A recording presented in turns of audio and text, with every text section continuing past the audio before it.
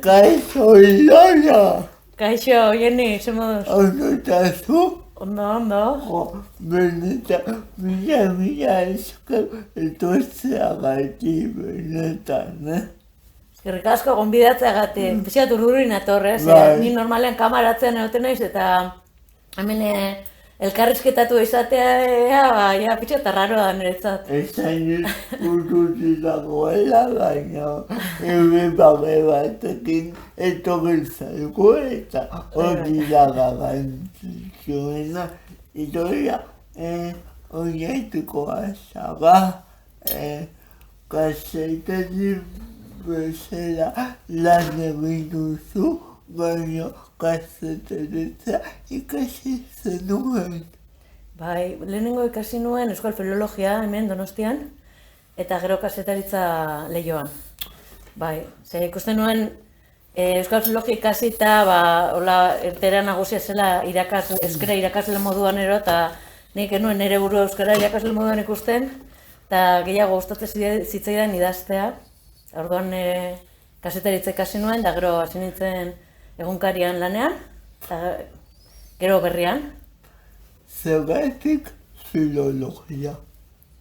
Bueno, euskara gustatu zaidalako, eta baita ere literatura, eta nik pentsatzen nuen euskal filologia oso lotuta gongo zela euskal literaturarekin, eta gero igual ez da inbeste, baina bai, euskal zaletasunagatik. Eta gabeak aportatuko zizkizun balore pila bat ez. Bai, bueno, egia esan oso garai politia izan zen, eta balore pila bat ezakit, poteo pila bat bai egin genitula Donostian partezarrian. Eta bai, kasi bai, nik uste du baiet, baina gero nik ikasten jarraitu nahi nuen, ze oso motza egin zitzaidan hori, eta bai, eta gero bai, lanerako ere, nola nuen irakasle izan nahi edo beste zerbait probatu nahi nuen, eta egin nuen hori kazetaritza eta itzulpen gintza master bat ere bai. Bada espada bide desberdina zabalik izateko eta gauza desberdina probatzeko, bat espazitzei gustatzen, beste bide batetik joateko eta... Zuk esan duzu Euskalunon egunkarian hasi zinela lana. Gero berria dena, nola gogoratzen dituzu urte haiek? Urte polikiak esan zian. Euskaldunon egunkarian, bakizu itxi egin zutela, eta hori gogorra, momentu gogorra izan zen. Bai, egun batetik bestera langabe, eta ez daukazu gainera ez daukazu nora joan, laguntza eske, poliziak itxi dizu lantokia, eta bai hori izan zen oso, alde batetik oso impotentzia handiko garai bat, oso iluna, eta beste batetik elkartasuna handia sortu zen, eta ilusio handi ere bai, babes handia jaso genuen herritarren aldetik, alde hortatiko polikia, baina bestalde batetik baita ere orain injustizia honen horren nork defendatuko gaitu. Eta hori impotentzia hori, gero berria sortu zen eta jarraitu genuen lanean. Eta nik zut urteetan asko ikasi nuela eta elkarrizketa asko egin nituen. Egon nintzen desberdinetan, egon nintzen kulturan, eta egunkari etxe zutenean politika zailan nengoen. Elkarrizketetan egiten zenituen, elkarrizketetan zein zure helburu nagusia. Denetik tokatzen da batzutan, ez da... Kazetariak ez du berak erabakitzen helburua askotan batzutan, igual zutabe txiki bat idazteko da, beste batzutan bi horreko elkarrizketa bat zen, edo horri batekoa, edo horren arabera, eta gero elkarrizketatuak ere oso desberdinak. Mundu bat da bakoitza.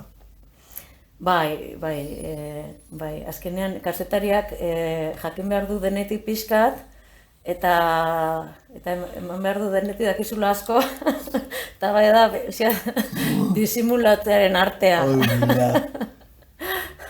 Zergatik utzi zenun begia.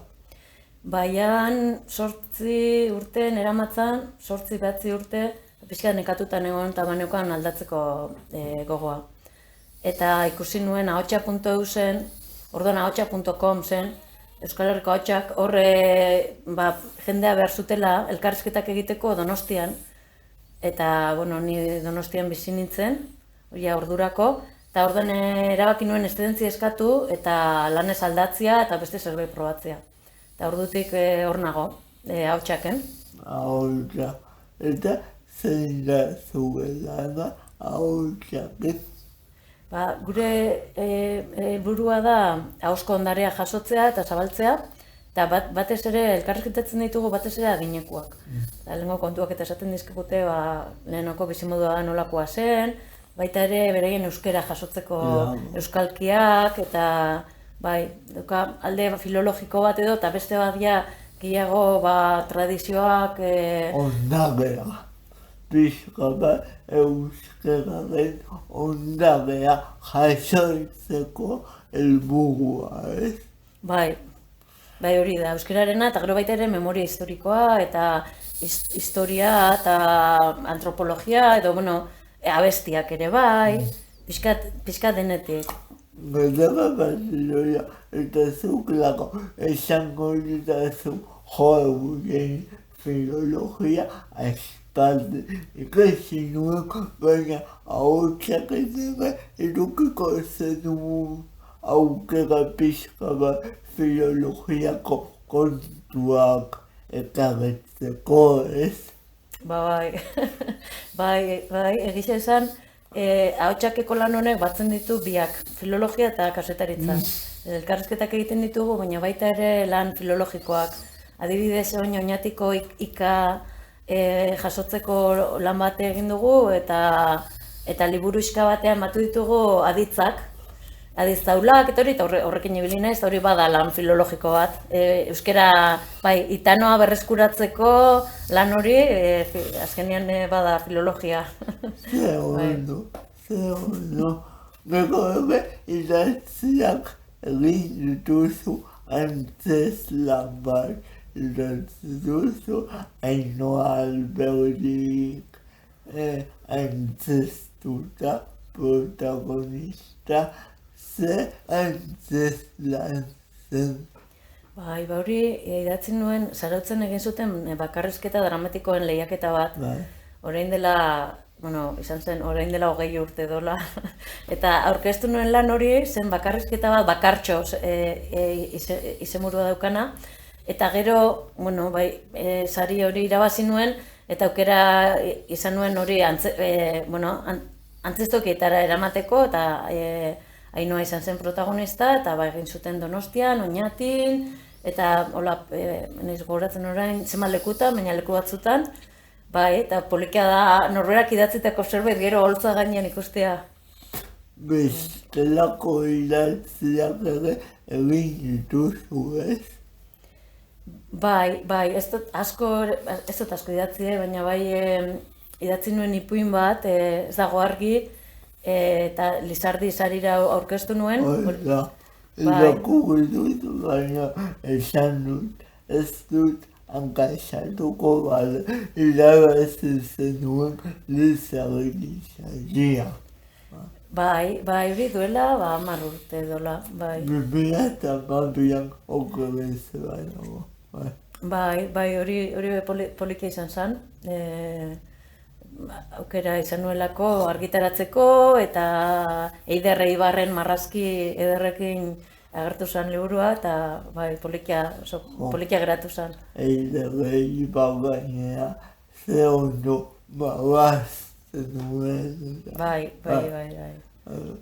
Idoia, nikotako bat egiten dizut kazetaria izan da, eta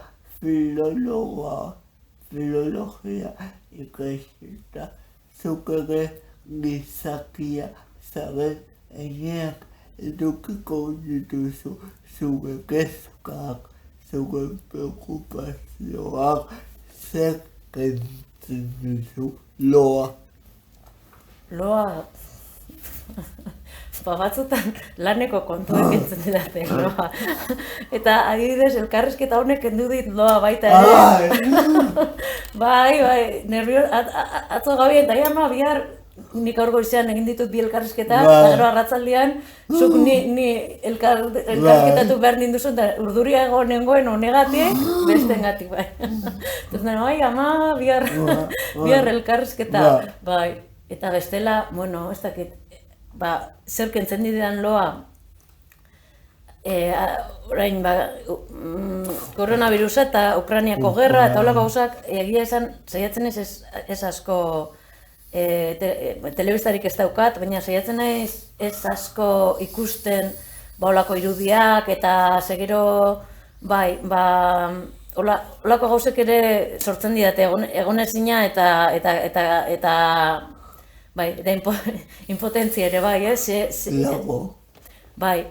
Eta kazetaria izana, zuk ere edukiko duzu, zure ikuspuntu bat, gaiarekiko, igual, ezaude ados nola ematen diren berri horiek, esan ez kazetaritza ikuspuntutik ez.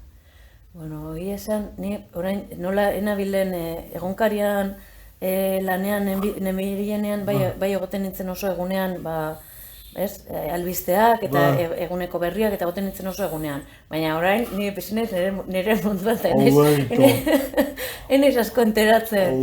Baina bai, albisteak emateko modua bai askotan oso sentsazionalista izaten dela, edo fokua beti eta dena gai bakarra eta ematen du nahi dutela denok beldurtuta egotea eta kontrolatuta izatea.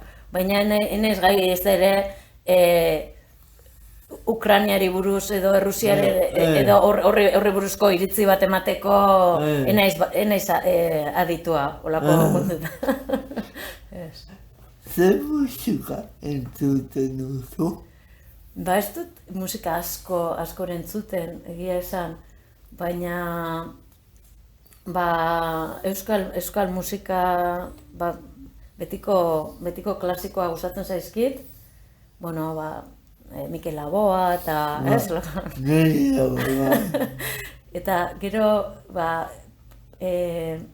Pedro Pastor bezalako kantautoreak ere bai, baina ez dut musika asko entzuten.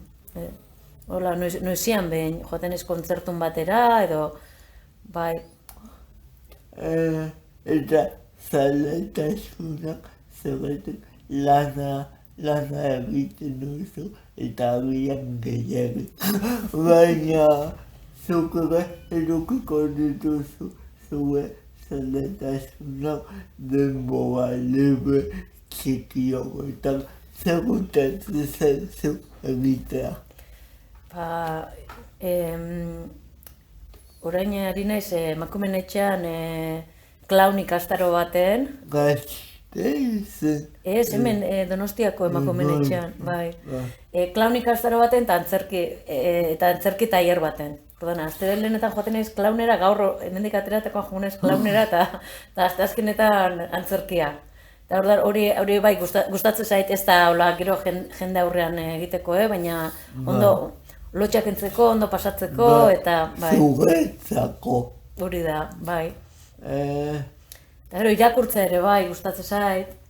Eta bidaiatzea, bai, asko gustatzen zait, bidaiatzea, eta baita ere biodantza. Zer irakurtzen duzu? Bueno, batez ere euskal literatura, bai. Azken aldean, gero boladak esaten ditut, bolada batzutan irakurtzen dut pila bat, eta beste batzutan gutxi, baina adibidez, Karmele Jaio gustatzen zait asko. Aitaren etxea, amaren eskuak. Bai, adibidez, bai. Gero ez daka bestela musika. Airean, Musika airean, eta amaren eskuak gainera pelikula bat egin zuen, Bai. Mireia Gabilonuk eta Ba, ikusi duzu pelikula? Ez dut aukerarik izan. Nik ez nuke bukatu nahi historia, badakit ez dakazula halako bola magikorik, baina nola ikusten duzu zure burua hemeneko urte batzuta, zer gustatuko litzazuke egitea? Hemendik urte batzutara? Ba. Hori galdera zaila da, Edo igual nahi duzu berdin jarraitu. Ba, ez dakit. Hemendik urte batzutara? Ez dakit zer nun ikusten dudan nire burua. Ba,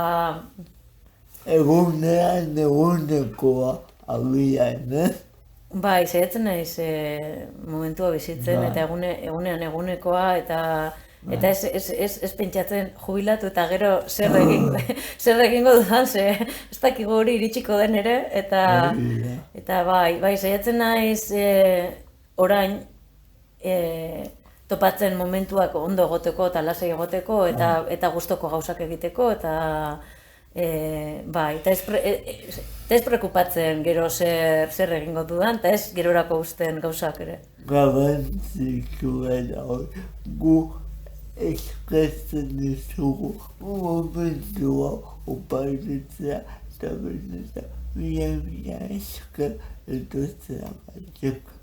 Eskerrik asko zure horien gonbidatzeagatik gola aukera izan duzu ezagutzeko, eta zure ikusi ditut Bai. zure elkarrizketa batzuk, eta baina zenbat pilo bat egin dituzu, Pila, aitope, bitariko diego, agur bat, Bai.